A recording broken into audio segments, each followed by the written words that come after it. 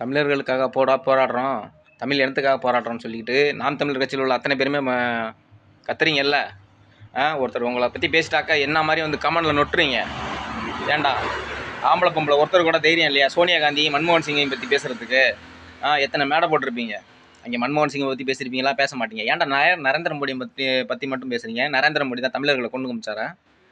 காங்கிரஸ் கட்சி எதுக்கு எடுத்தாலும் காங்கிரஸ் கட்சி. ஏன் சோனியா காந்தி பேரை சொல்கிறதுக்கு உங்களுக்கு பயமாக இருக்கா? சோனியா காந்தி குடும்பத்தார் திட்டுறதுக்கு பயமாக இருக்கா? ராகுல் காந்தி வராருல, ராகுல் காந்தி திட்ட வேண்டியதானே. எதுக்காக தமிழர்களை கொத்தத்தை கொண்டு குமிச்சிங்க? நாம் தமிழர் கட்சிக்காரன் எத்தனை பேர் பிடிச்சி கேள்வி கேட்டீங்க?